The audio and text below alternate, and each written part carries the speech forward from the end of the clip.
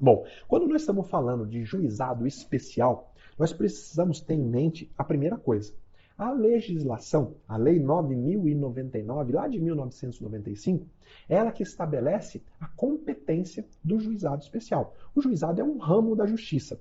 Vamos imaginar, a justiça é representada através de prédios. Então tem o prédio lá da Justiça Comum, tem o prédio da Justiça Eleitoral, tem o prédio da Justiça do Trabalho, tem o prédio do juizado especial.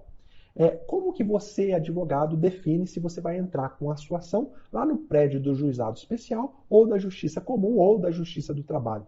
Bom, primeiro pelo assunto, né? Se for um assunto relacionado a direito do trabalhador, você sabe que o prédio adequado é o prédio lá da justiça do trabalho.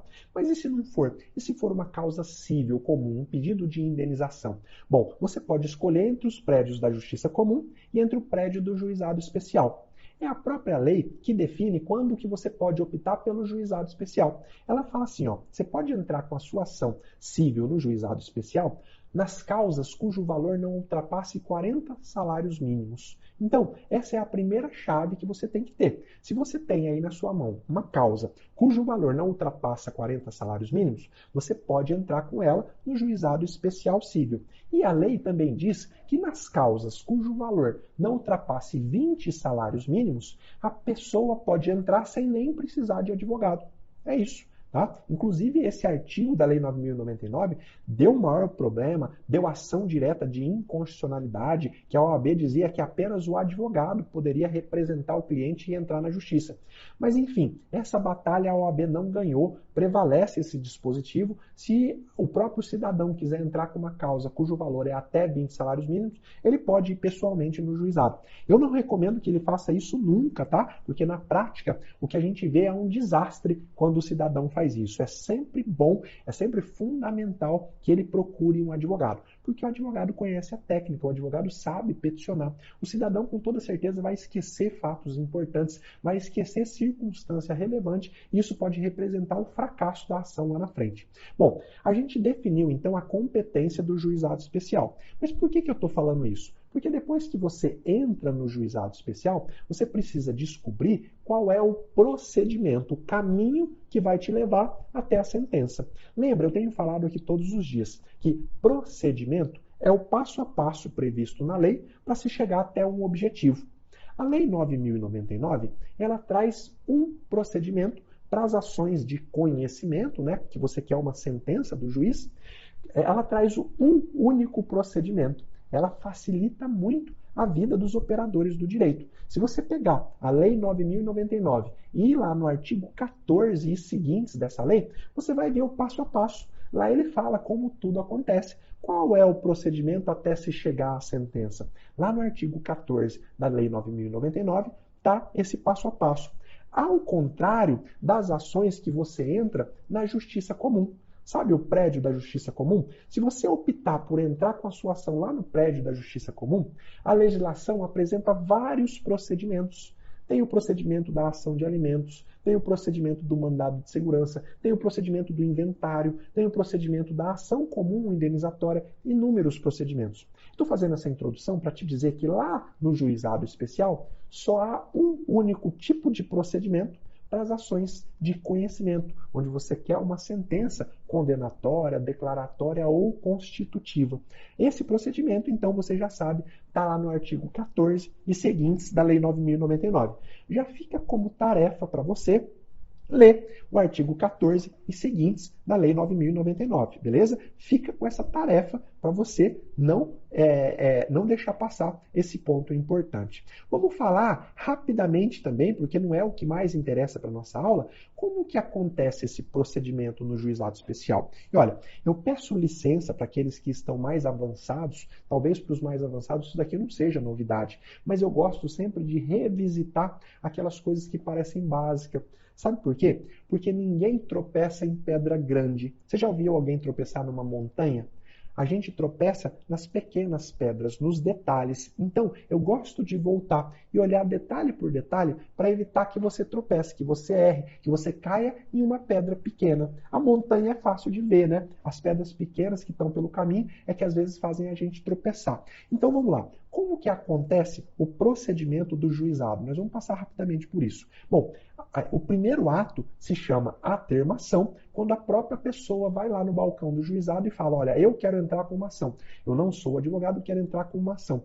Aí o funcionário do cartório redige a termo aquilo que é a declaração dela. Ela vai contar a historinha e vai formular um pedido. Isso se chama atermação. Tá? Ou a ação pode começar através da famosa petição inicial. O cliente te procura, você analisa, vê que é competência do juizado, formula a petição inicial e dá entrada, entra com a petição inicial. E o que acontece logo em seguida? A secretaria do juízo, ela designa a audiência de conciliação no prazo máximo de 15 dias. Ah, doutor, quer dizer que a minha petição inicial não vai para a mão de um juiz?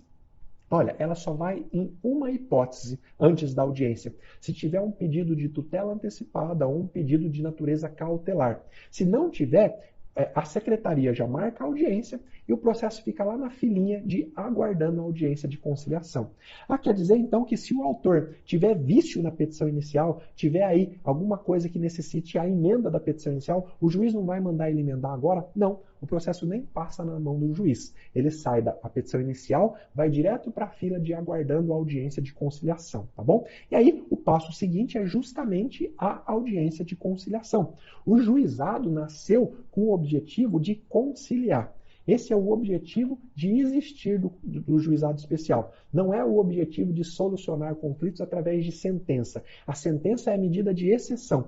Por isso que no juizado se criou um corpo de conciliadores, pessoas treinadas para fazer com que as partes entrem em consenso. Então, acontece a audiência de conciliação.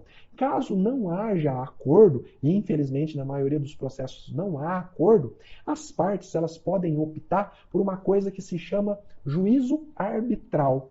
Professor, o que é juízo arbitral? As partes, ali na audiência, o conciliador vai perguntar, olha, vocês não fizeram acordo, vocês querem escolher o juízo arbitral ou vocês querem continuar aqui no juizado e ir para a audiência de instrução? Se elas falarem que efetivamente, nós queremos ir para o juízo arbitral, cada juizado tem que ter um árbitro, uma pessoa que vai substituir o juiz e vai decidir aquele conflito. O que o árbitro decidir, está decidido, tá? O processo não vai para o juiz depois do árbitro. Agora, se eles não optarem pelo juízo arbitral, vai acontecer a audiência de instrução. Esse é o próximo passo. Da audiência de conciliação, já se marca uma audiência de instrução. E aqui começam a aparecer os problemas. Aqui começa a importância de você conhecer os detalhes do procedimento do juizado. A grande questão é, professor, essa audiência de instrução, ela pode ser realizada no mesmo dia que a audiência de conciliação? Então, meu cliente me procurou dizendo que tem uma audiência de conciliação. Eu vou lá para a audiência com ele. Termina a audiência, o conciliador fala, olha, na sala do lado vai começar a audiência de instrução. Caramba, eu não estou preparado para apresentar contestação, eu não trouxe testemunhas, como assim vai acontecer a instrução? E aqui está o primeiro pulo do gato que você precisa aprender comigo. O artigo 27 da Lei 9.099, lá no parágrafo único, ele diz o seguinte, não sendo possível, aliás, ele diz o seguinte no caput, tá? Não instituído o juízo arbitral, então se as partes não optarem pelo juízo arbitral, proceder-se-á imediatamente à audiência de instrução e julgamento, desde que não resulte prejuízo à defesa. Então a lei fala que imediatamente após a conciliação tem que acontecer a instrução. E o parágrafo único fala assim, mas se não for possível a realização imediata da instrução, essa audiência deverá ser designada para um dos 15 dias subsequentes, tá? Ouvindo-se desde logo as partes, aliás, intimando-se desde logo as partes e as testemunhas presentes. Então, você vai para a audiência de conciliação e você sabe que a regra prevista em lei é que a instrução aconteça no mesmo dia. Para quê? Para diminuir o tempo do processo. Esse seria o cenário ideal, maravilhoso que acontecesse em todas as ações, mas não é o que acontece. Aqui começa a acontecer no juizado uma coisa muito ruim para a imagem da nossa justiça e para o seu trabalho como advogado, que é a variedade de forma de agir. Cada juizado acaba fazendo de um jeito. Tem juizado que a audiência acontece no mesmo dia, a conciliação e a instrução. Tem juizado que a conciliação acontece no dia, a instrução um mês depois. Tem para todos os gostos. Mas, professor, por que é assim? Porque a lei não foi clara, a lei não estabeleceu, não bateu o martelo. Ela deixou a critério de cada juizado, como nós estamos dizendo. Não sendo possível a realização imediata, ela não falou por quê. Tá? Ela falou, olha, se não for possível, e aí, por falta de gente, por falta de tempo, por falta de qualquer coisa, acaba que cada juizado decide a sua prática. Isso é muito ruim, tá? Eu acho que aqui está um ponto que a OAB poderia lutar para mudar a legislação, para que o advogado vá para a audiência de conciliação, sabendo que em seguida vai ter instrução, ou não, sabendo que não vai ter a instrução. A instrução ele vai ter que comparecer em uma outra data, mas tira pelo menos essa insegurança jurídica. Imagina que você o seu cliente, né, foi citado e intimado para uma audiência de conciliação. Você chega lá e o conciliador fala, olha, nós vamos fazer também a instrução. E aí você vira para o conciliador e fala, mas como assim? Não tinha nada escrito no mandado de citação que a audiência de instrução ia acontecer. Eu não trouxe as minhas testemunhas, eu não estou preparado para apresentar a defesa. Aí você vai usar o que está escrito na última parte do parágrafo único aqui desse artigo 27 da Lei 9.099. A audiência de instrução só pode acontecer no mesmo dia da conciliação, desde que não resulte prejuízo à defesa, tá? Desde que não resulte prejuízo à defesa. Olha aqui, ó. Tá vendo aqui no meu mapa mental, ó? Proceder-se-á imediatamente à audiência de instrução, desde que não resulte prejuízo à defesa. Isso significa que você, autor, sempre tem que ir para a conciliação preparado para que, se for o caso, acontecer a audiência de instrução. Então, na prática, o que eu recomendo que você faça? E aqui mais um alerta prático. Consulta o costume local. Se você tem uma audiência num juizado onde você nunca teve audiência, liga lá no cartório e pergunta, ó, aí é costume fazer a instrução no mesmo dia da conciliação? Se ele falar que é, você já sabe que você vai para a conciliação e depois vai ter instrução. Você já vai levar suas testemunhas, você já vai preparado para apresentar a contestação, se você for o requerido. Pergunta, tá? Pergunta. O ideal é que você ligue na véspera da audiência, porque às vezes muda o juiz e o juiz muda o costume da vara. Então, pergunta, liga no cartório e pergunta, vai lá, pergunta para colegas da mesma comarca nos grupos de WhatsApp, tá? Isso é importante. Agora, quer se garantir e não ter nenhum tipo de problema, tá? Quer se garantir para não ter nenhum tipo de problema, sempre vai preparado para o pior. O pior é que a instrução aconteça no mesmo dia da conciliação. Então, leva as suas testemunhas, vai preparado para fazer a resposta oral, se você for patrono do requerido. E olha, uma coisa muito importante, sempre observa o mandado de citação. Se o seu cliente é o requerido e ele recebeu o mandado de citação, lá vai estar escrito a possibilidade da instrução acontecer no mesmo dia. Se não tiver escrito, é mais um argumento para você dizer ali para o conciliador, olha, no mandado de citação só constava a intimação para comparecer na audiência de conciliação. Não consta aqui a intimação para comparecer em instrução. Por isso que nós não trouxemos testemunhas. Eu não posso ser prejudicado por um erro no mandado de citação. Então, duas questões práticas. Liga no cartório, pergunta qual é o costume. Se o costume for a instrução, junto com a conciliação, já vai preparado para isso. E outra dica prática, leia o que está escrito no mandado de citação. Às vezes o cliente te procura, te dá o mandado de citação, você olha a data da audiência e joga fora. Não, lê mais. Lê o que está escrito. Se a intimação é para comparecer na conciliação, com a possibilidade da instrução ser procedida na mesma data. Se tiver, já vai esperto. Por que eu estou dizendo isso? Olha, inúmeras vezes eu vi o advogado desesperado na minha sala, dizendo, doutor, acabei de sair de uma audiência do juizado, ninguém me falou que ia ser audiência de instrução junto com a conciliação. Eu não trouxe as testemunhas, meu cliente vai perder mesmo tendo direito. Eu falei, doutor, quem fala é a lei. Olha aqui, ó, o artigo 27 está dizendo que não sendo instituído o juízo arbitral, proceder-se-á imediatamente à audiência de instrução. Quando que isso pode resultar prejuízo à defesa? Quando a defesa não é avisada. Se a defesa não foi avisada que ia ser também uma audiência de instrução, é óbvio que há prejuízo a ela. Mas se ela foi avisada, está lá no mandado de citação e a lei já abre essa possibilidade, eu te recomendo que você vai sempre preparado, tá bom? Fiz essa introdução ao procedimento, como é que é o passo a passo, só para te explicar isso. A possibilidade da instrução acontecer no mesmo dia da conciliação, porque eu já vi muita gente errando nesse ponto, beleza? A nossa aula de hoje é focada na instrução. Primeiro ponto, que eu queria dizer para você.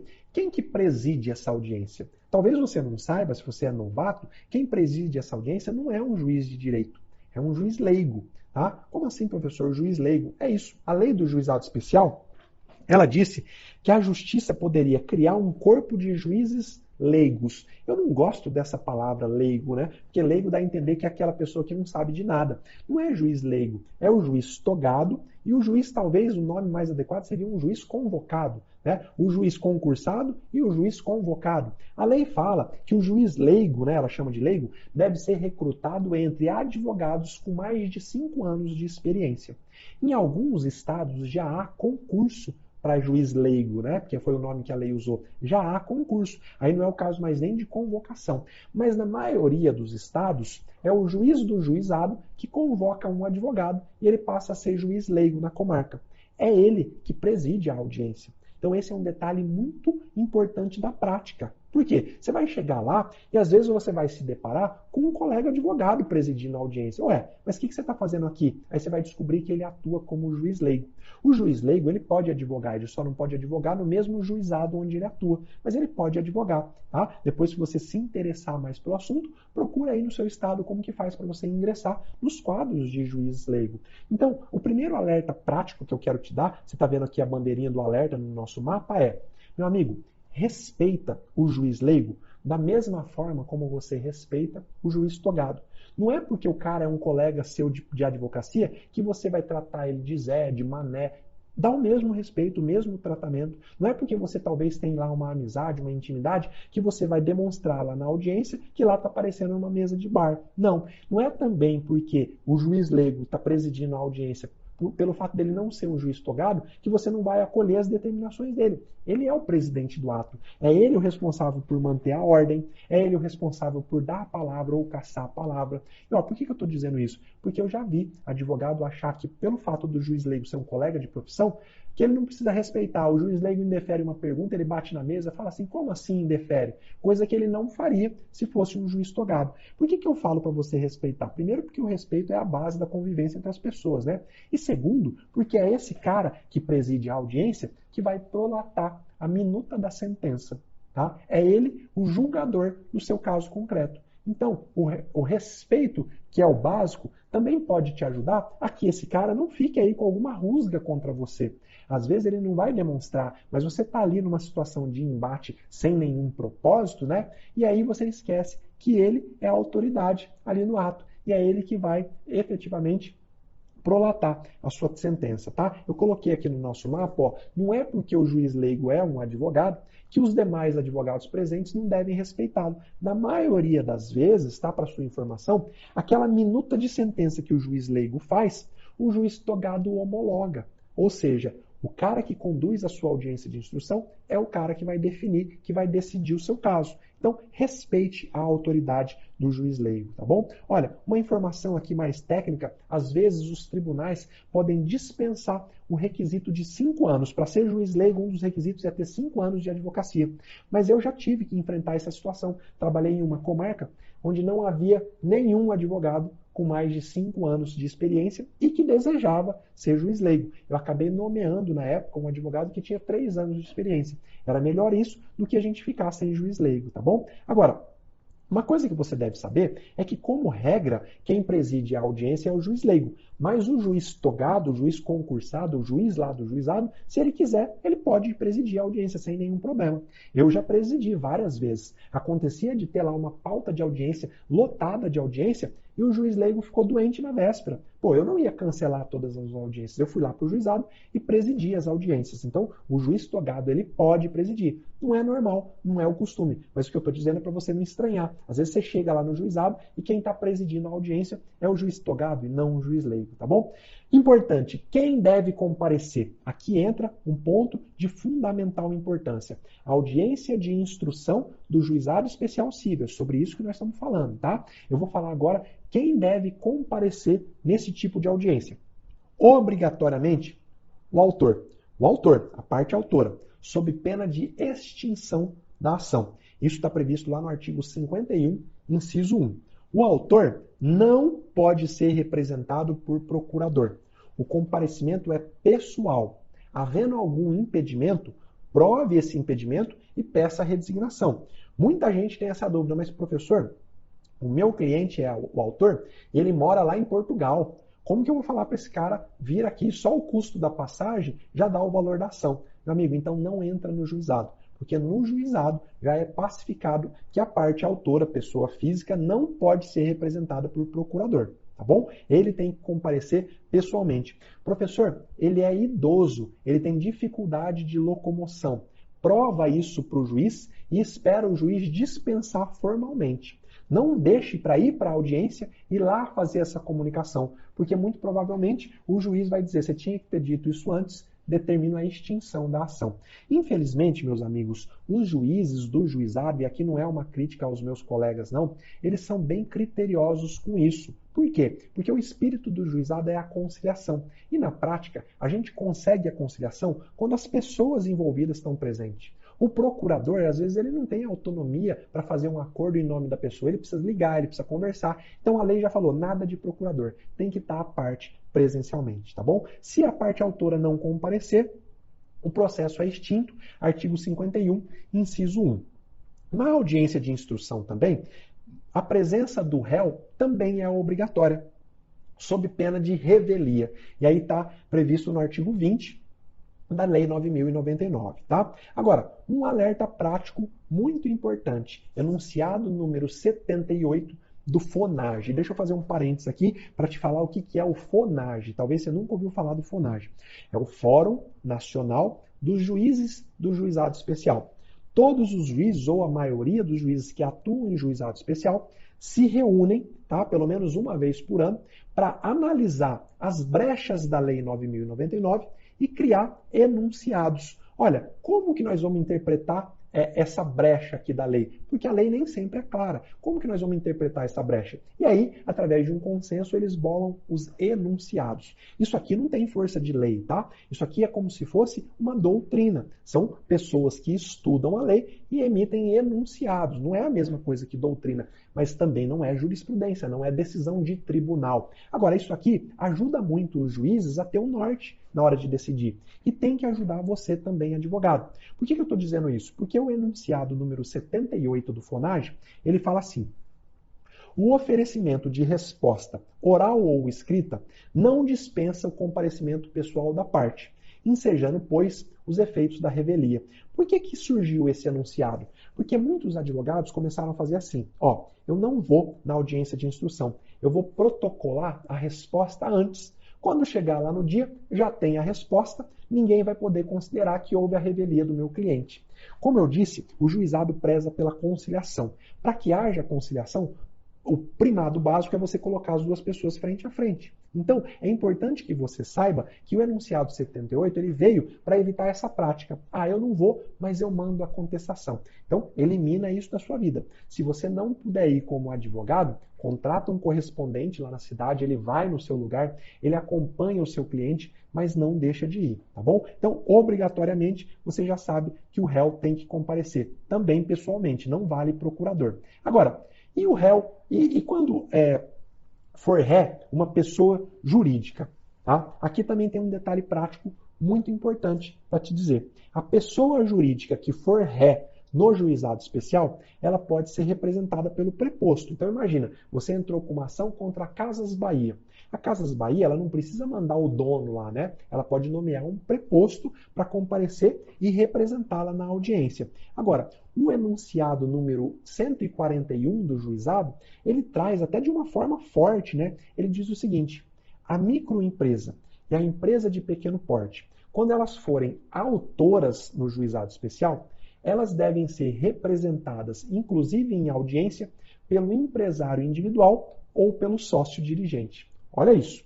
A microempresa e a empresa de pequeno porte, quando elas forem autoras, só pode ir para a audiência o empresário individual, quando é uma única pessoa, ou o sócio dirigente. Ela não pode mandar um preposto.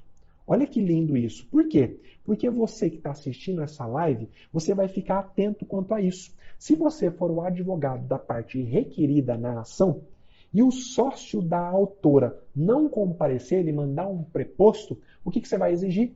Extinção do processo. Vai chegar lá na hora da audiência de instrução, a parte autora, então, é uma microempresa e mandou um preposto.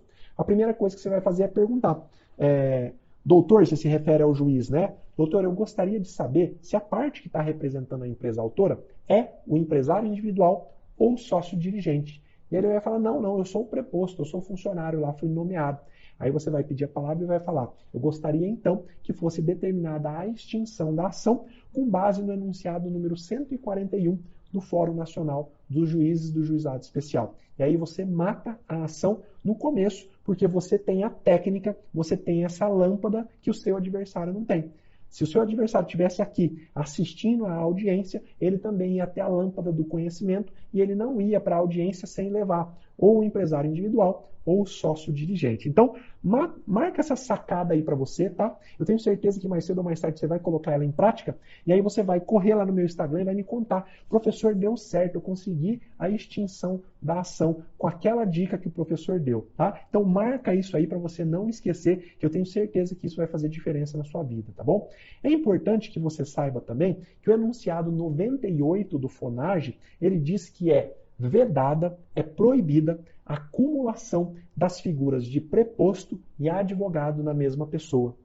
Às vezes, a empresa faz assim, como a nossa verba aqui está curta, eu vou pagar lá tantos reais para você fazer a audiência como advogado, mas vai você também como preposto, porque daí eu não preciso pagar para outra pessoa. Aí você vai falar, não, o FONAGE, ele tem um enunciado, o enunciado 98, que ele proíbe, ele veda a acumulação das funções de preposto e advogado na audiência.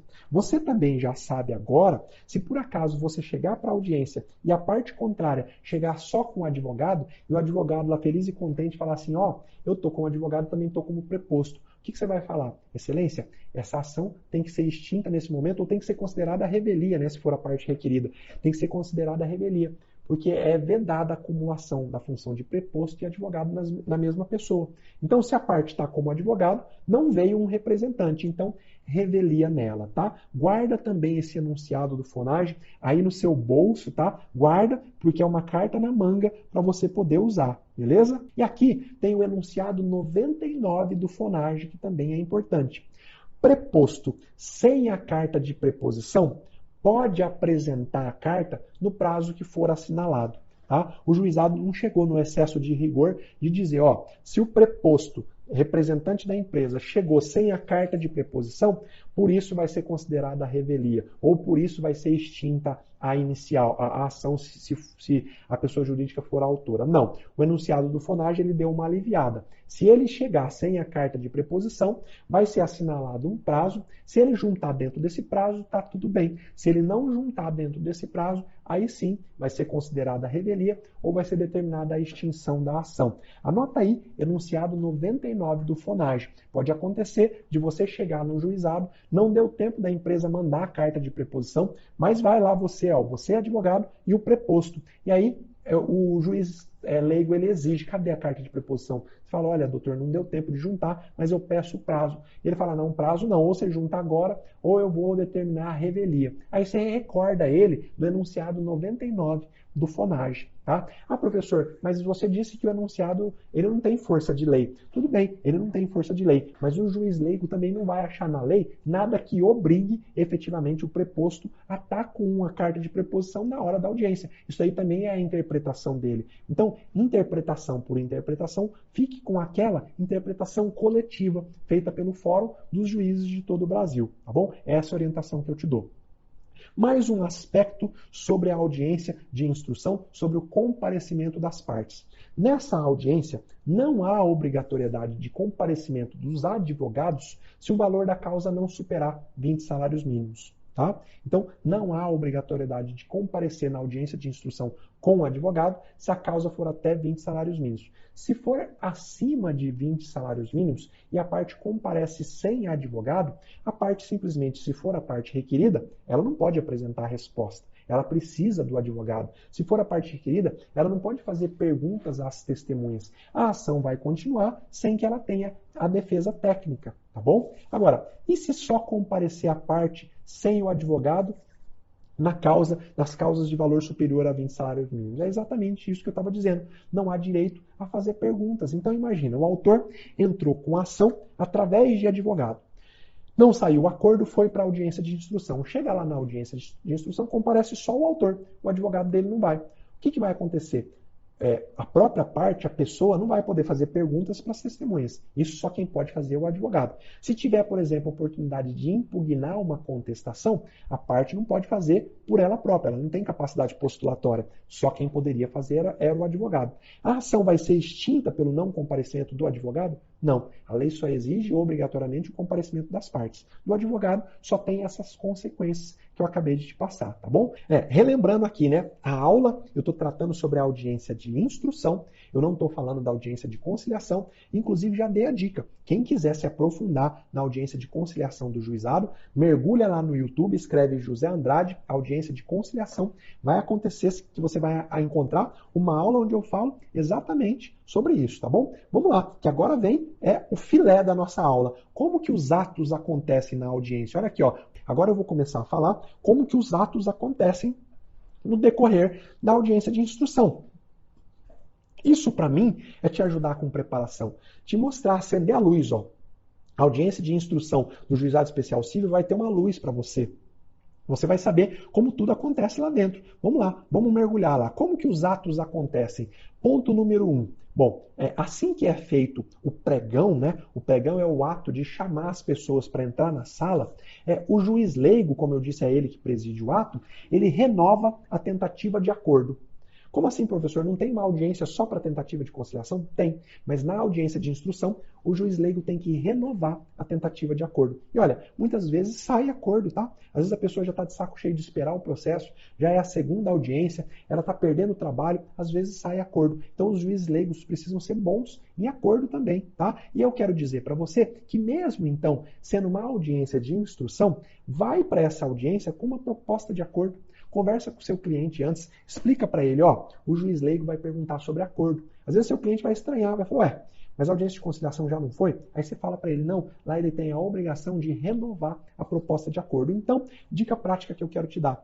Pense em uma proposta de acordo. Não deixe para pensar só lá na hora da audiência. Se você já sabe que vai ter proposta de acordo, já pensa sobre o acordo. Às vezes pode ser interessante que você faça efetivamente um acordo, tá bom? E aí, e na sequência, o que acontece logo em seguida? Bom, na sequência, o réu apresenta a resposta, tá? Lá na audiência de instrução. Pode ser escrita ou pode ser oral. Professor, quer dizer que eu posso levar a minha resposta escrita em papel lá para a audiência? Bom, se na justiça onde você está trabalhando, o processo já é eletrônico, você tem que protocolizar no sistema eletrônico. Não vai cair na besteira de chegar lá e falar para o juiz leigo, estou juntando aqui a minha procuração, toma aí. Ele vai falar, não, você tem que protocolizar pelo sistema, tá? Ou apresenta oralmente. Pode levar por escrito e ler lá na hora, se você quiser, pode. Mas pode apresentar também de forma espontânea, oralmente? Pode. Se você for apresentar a peça de forma escrita, tá? Não caia na besteira de protocolizar de forma sigilosa. Por quê? Porque isso é uma atitude de má fé. Não tem nada que impeça o réu de ficar, aliás, o autor, né, de ficar sabendo da sua resposta antes da audiência. Não tem nenhum problema isso. É má fé você esconder a petição só para que o autor não fique sabendo. Tá? Não há essa previsão legal. Então não faça isso na prática, que corre o risco de juiz condenar, inclusive, por litigância de má fé. Tá? É claro que se tiver algum pedido cautelar, por exemplo, que a outra parte não pode ficar sabendo, aí se justifica protocolizar a peça com o sigilo. Caso contrário, não faça isso. Sabe o que você pode fazer na prática? Protocola a contestação no mesmo dia da audiência, tá? E aí mal vai dar tempo para outra parte ter acesso. E olha, qual é o problema? Ela vai ter acesso na audiência mesmo, né? Então não tem problema. Mas aqui a gente entra numa grande celeuma, tá? Um grande ponto de discussão que eu quero dar uma aprofundada aqui com vocês. Qual é o prazo para apresentação de resposta no juizado? Qual é o prazo? Tem isso previsto lá na lei certinho? Está lá igual está no Código de Processo Civil, o prazo para contestação é de 15 dias depois da audiência? Não, infelizmente não. Tá? Olha que absurdo, né? A lei não deixa claro qual é o prazo para apresentação de resposta.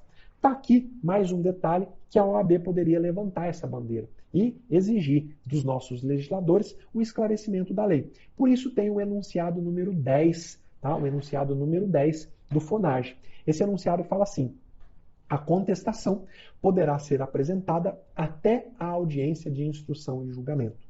Até a audiência de instrução e julgamento. Mas, professor, o meu cliente foi citado e lá no mandado de citação está dizendo que a contestação tem que ser apresentada no prazo de 15 dias após a audiência de conciliação. Meu amigo, nesse caso, se constar isso no mandado, eu recomendo que você observe. Apresenta a resposta, a contestação, antes da audiência, dentro do prazo que tiver no mandado. Professor, não tem nada no mandado, não fala de prazo para contestação. Aí você sabe que a contestação poderá ser apresentada até a audiência de instrução e julgamento. Agora, eu fiz questão de anotar que isso varia muito de local para local e causa grande insegurança jurídica. Pô, o que custa estar lá na lei, né, que a contestação tem que ser apresentada 15 dias após a audiência de conciliação, caso não saia acordo?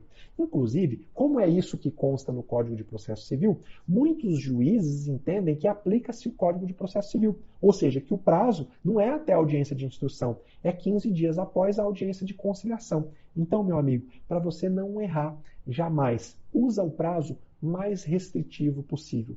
Não coloca a sua cabeça em risco, não vai deixar para apresentar lá na audiência de instrução, embora haja um enunciado dizendo isso, se você corre o risco do juiz lá daquele juizado entender que aplica-se o Código de Processo Civil. Então, não quer errar? Jamais. Aconteceu a audiência de conciliação, 15 dias após é o prazo para você apresentar a sua contestação. Assim você não erra nunca, tá? Agora, observa tudo o que estiver constando no mandado. Eu costumava colocar nos mandados de citação no juizado, quando eu estava no juizado, a advertência expressa. A contestação poderá ser apresentada até a data da audiência de instrução.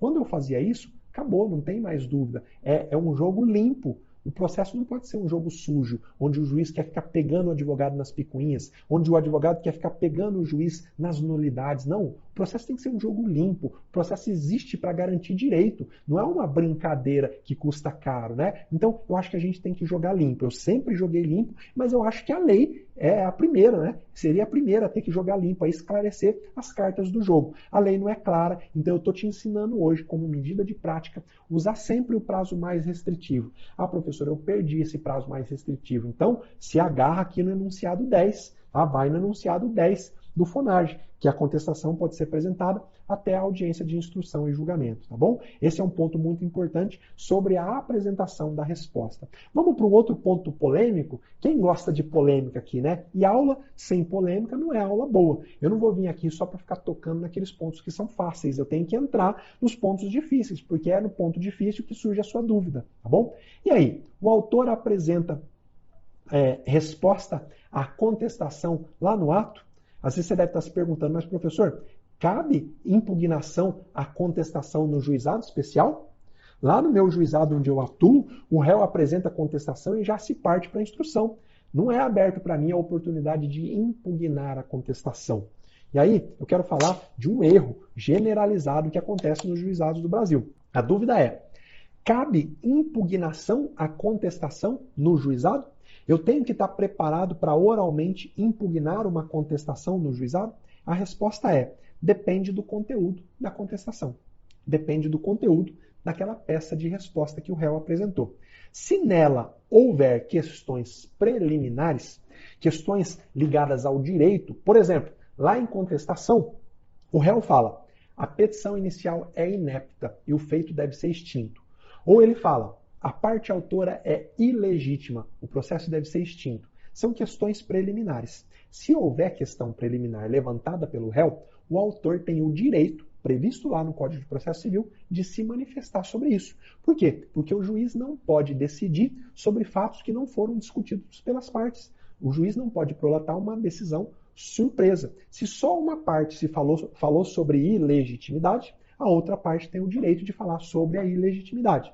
Então, havendo questões preliminares na contestação, o juiz leigo tem que passar a palavra para o advogado do autor para ele impugnar a contestação. Tá? Se houver também fatos, presta atenção, impeditivo, extintivo ou modificativo do direito alegado na inicial, o autor tem que se manifestar. Como assim, professor? Não entendi nada. Bom, imagine então esse exemplo. O autor entrou com uma ação dizendo que ele sofreu um acidente de trânsito por culpa do réu.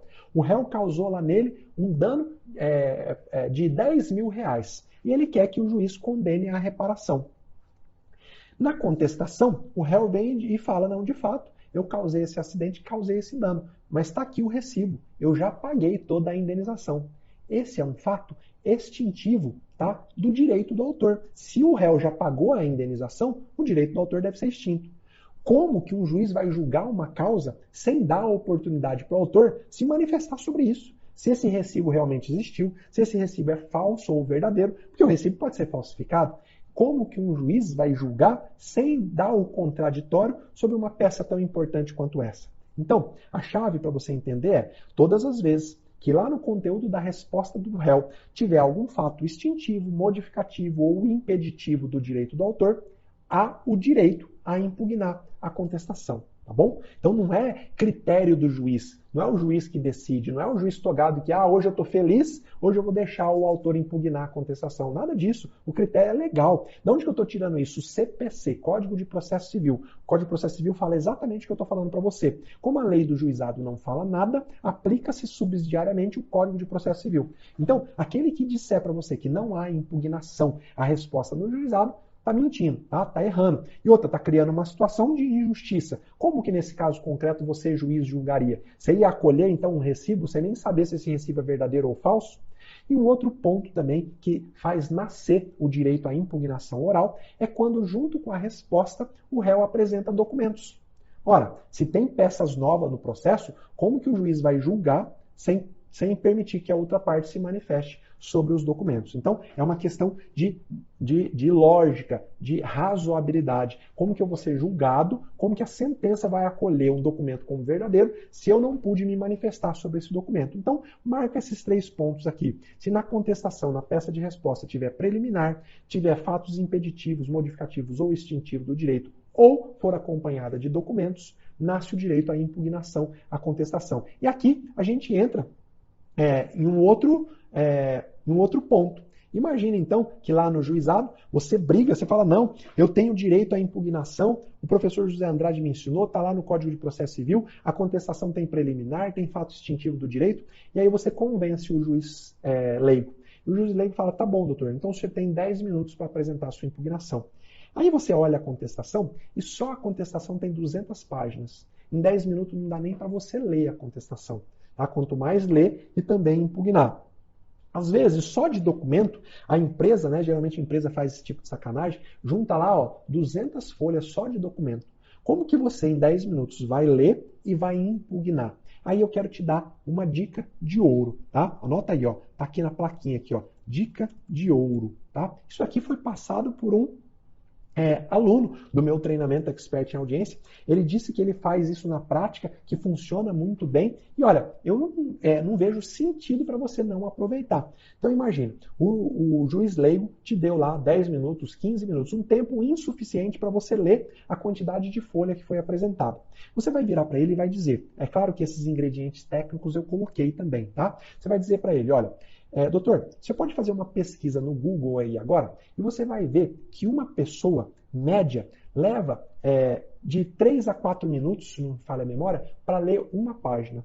Para ler uma página normal, numa folha A4, uma pessoa leva de 3 a 4 minutos. Tá? Então, se a contestação tiver 10 páginas, eu preciso de no mínimo 30 ou 40 minutos só para ler. Quanto mais para ler e impugnar. Então, o senhor me dá 10 minutos, você está ferindo absurdamente o direito ao contraditório. Você está me negando o contraditório, porque você está me dando um tempo menor do que aquele que eu necessito.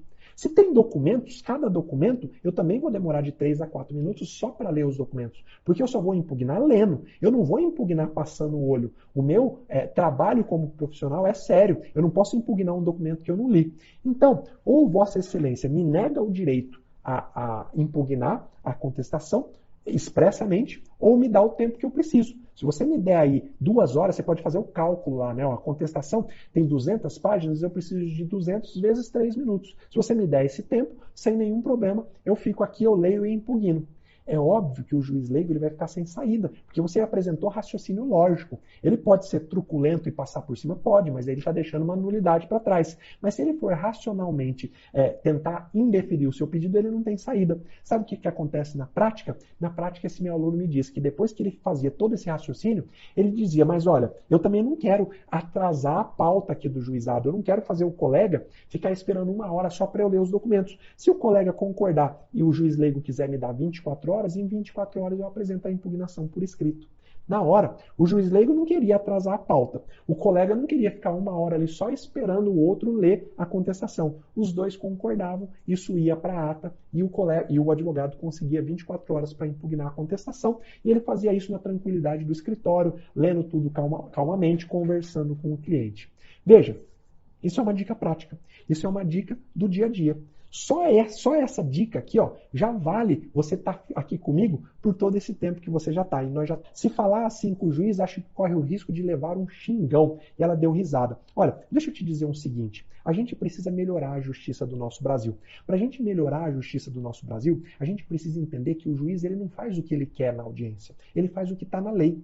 Ele não pode simplesmente ser truculento e passar por cima do direito das pessoas. O direito ao contraditório está na Constituição, é uma coisa séria. Então, quem é advogado não entra nessa onda de que, se eu fizer isso, o juiz vai me xingar. Se o juiz te xingar, lei de abuso de autoridade, processa, vai para cima. O juiz ele precisa entender que ele é um dos atores do processo. Ele não é a estrela do processo. Não tem isso, não existe estrela no processo. Se há estrela no processo, a estrela são as partes, e não o juiz, e não o advogado, e não o promotor. Então, tira esse tipo de raciocínio da sua forma de pensar, tá? E aqui não é nenhuma bronca, não. É só um alerta, porque eu sei que muita gente deixa de tomar certas atitudes porque tem medo da reação do juiz. Os meus alunos, não. Eu não aceito e não tolero. Eu sou magistrado, eu posso falar isso com categoria. Nós estamos no mesmo barco. Os advogados têm que estar tão bem preparados quanto o juiz também tem que estar preparado. Nada disso do juiz despreparado e querer esculhambar, dar um xingão na parte. Se o juiz quiser indeferir, que ele faça com argumentos lógicos.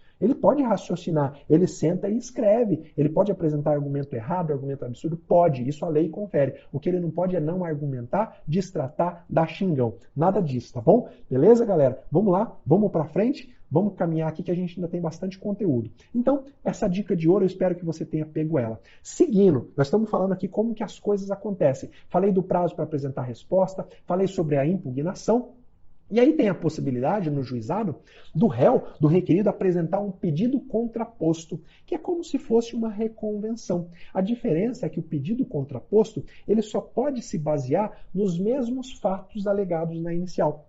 A reconvenção ela pode ir além, ela pode se basear em fatos conexos àqueles da inicial. No juizado especial, você só pode apresentar um pedido contraposto, que é o réu formulando um pedido contra o autor, se for baseado nos mesmos fatos da inicial. Tá? Se no seu caso concreto o réu apresentar o pedido contraposto, obviamente que você, advogado do autor, tem o direito de responder aquele pedido contraposto. E a lei fala que essa impugnação ao pedido contraposto tem que ser feita lá no ato, lá na audiência. Então, já vai preparado para isso. Tá? Para você não ter surpresa. Eu já vi advogado sendo surpreendido. O advogado do autor vai lá para a audiência, achando, não vou ter que fazer nada, quando muito vou impugnar a contestação. Chega lá, o cara apresenta a contestação com um pedido contraposto. E o juiz leigo fala, doutor, o senhor está com a palavra para impugnar o pedido contraposto. Se você não impugna o pedido contraposto, ele é tido como verdadeiro. É o mesmo efeito da revelia. Tá? Agora, o artigo 31, parágrafo único da Lei 9.099,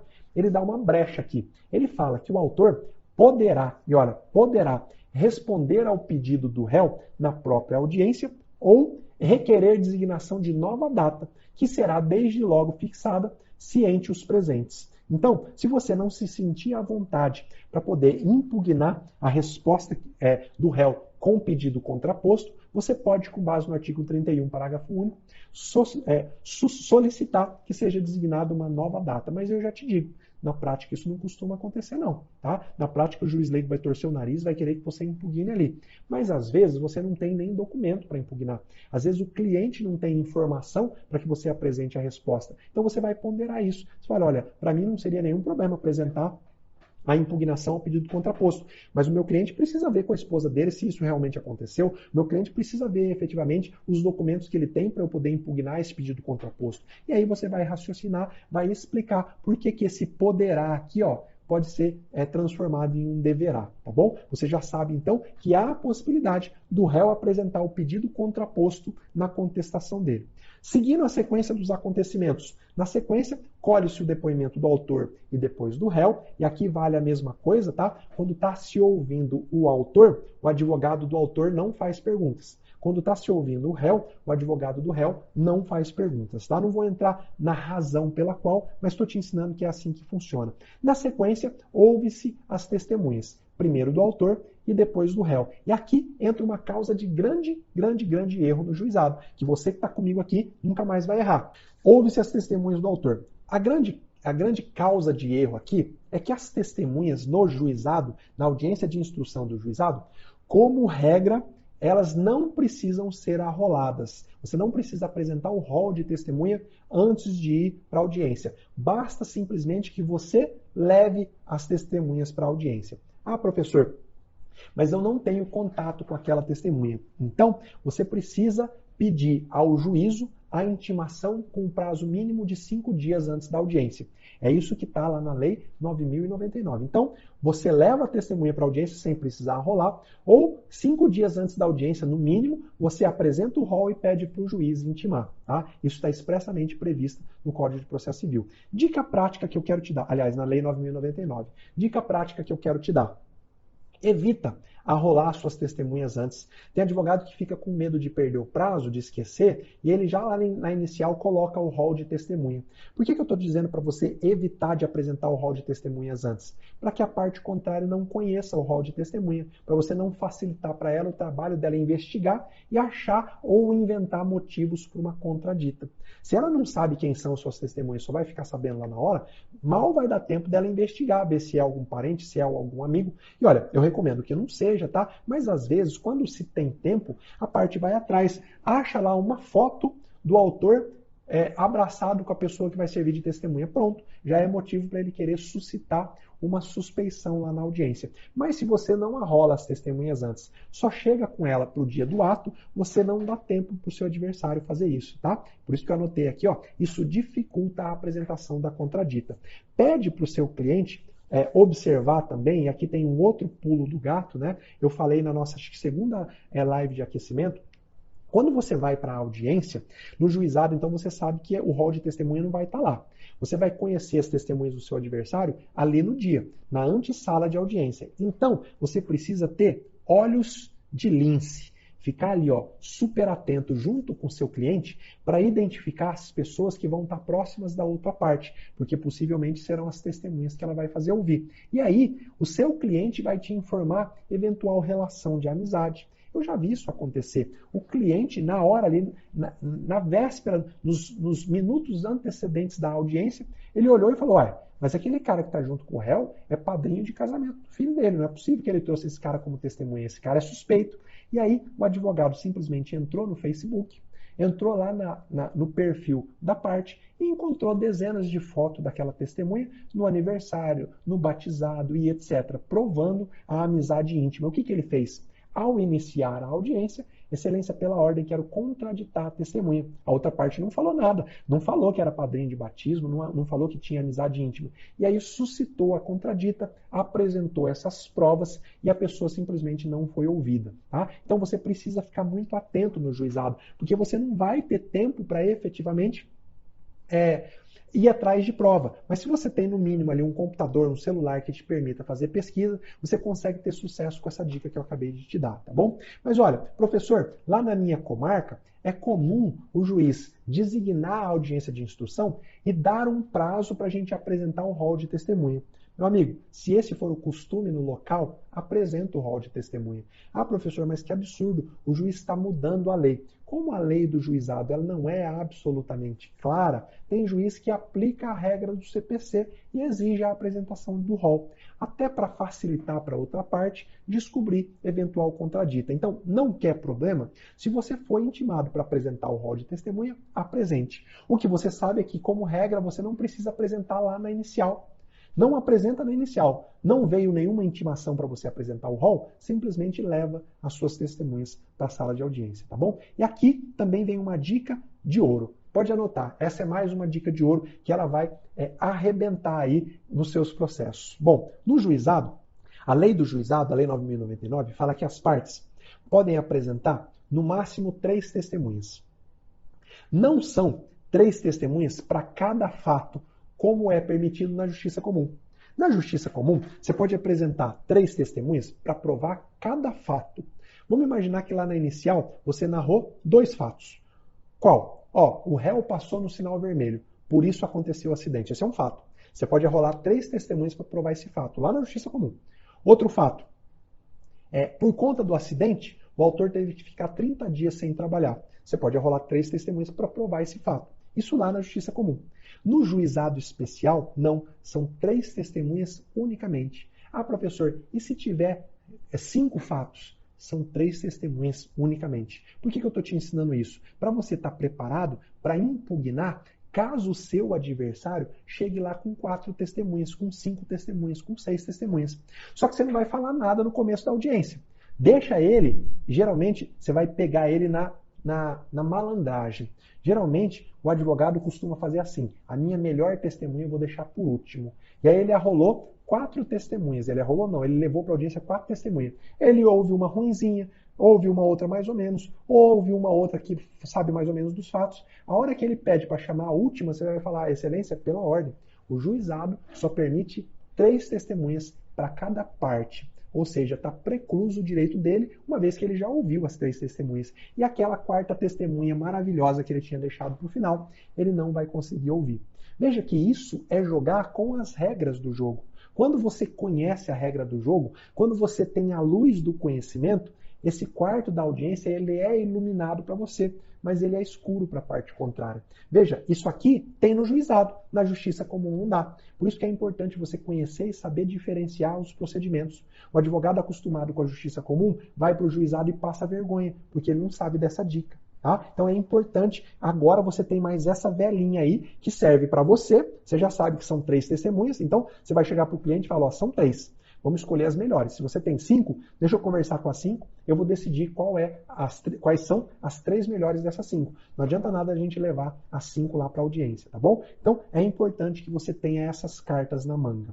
Agora, o que acontece daí para frente, depois de serem ouvidas as testemunhas? Vamos falar de alegações finais? Professor, há alegações finais no juizado especial? Bom, olha lá, o enunciado 35 do FONAGE, ele fala assim, terminada a instrução, não são obrigatórios os debates orais.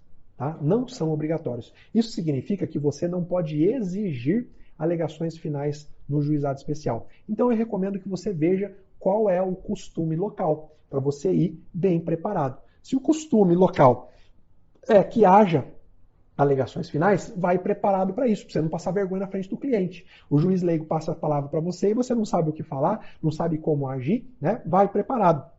E também você surpreende o seu cliente, tá bom? Olha, o que eu quero que você tenha em mente é que não existe direito líquido e certo à apresentação de alegações orais no juizado. Você pode até ponderar com o juiz leigo, olha, foram ouvidas aqui 6 testemunhas, é importante que a gente se manifeste sobre essa prova, abre aí 10 minutos para cada parte, pondera se isso for importante. Agora, você não pode exigir, bater na mesa, isso é um absurdo, está previsto na lei, porque não está. Inclusive, há um enunciado que fala que a apresentação é facultativa. A preparação das alegações finais orais, ela começa bem antes da audiência. Tá? Se você deixa para pensar nessas alegações só lá na hora da audiência, pode ter certeza que você vai estar errando. A preparação começa muito tempo antes. Então, fique sabendo, não há direito líquido e certo, poderá ser apresentado. Mas olha, se houver, se o juiz leigo passar a palavra, faz uma boa alegação final oral, tá? Não vai cair naquela crença limitante de, para que eu vou fazer se ninguém vai ouvir? Pode ter certeza que alguém vai ouvir, nem se for o seu adversário, nem se for o seu cliente, vai estar ouvindo o seu bom trabalho, tá bom? Vamos lá. Ponto número 8, mais um enunciado que eu quero falar com você, é o enunciado número 95. Finda a audiência de instrução, ou seja, terminada a audiência de instrução, conduzida pelo juiz leigo, deverá ser apresentada proposta de sentença ao juiz togado em até 10 dias. intimadas as partes no próprio termo da audiência para a data da leitura da sentença. Na prática, não acontece essa leitura da sentença, tá? Na prática, a coisa funciona assim. Termina a audiência de instrução, às vezes o juiz leigo dá a sentença ali na hora. Às vezes, tá? Na maioria das vezes, não. Ele simplesmente faz a conclusão do processo. O juiz leigo elabora a minuta de sentença e encaminha para o juiz togado. O juiz togado lê aquela minuta, se ele concorda, ele homologa. Significa que o feito está sentenciado. Se ele não concorda, ele, juiz togado, pode prolatar uma outra sentença. Tá? É assim que funciona na prática. Olha, eu nunca vi juizado em que há audiência para leitura de sentença. Eu nunca vi. Tá? O que há é o juiz leigo prolatar a sentença ali mesmo na audiência de instrução e as partes já saírem intimadas, tá bom? Isso é o que há na prática. Troca o medo pela luz do conhecimento. Eu espero, sinceramente, em ter dado na sua mão várias lanternas hoje para você entrar na sua audiência e iluminar aquele quarto que hoje parece um quarto escuro na sua cabeça, que te dá medo, que te dá insegurança,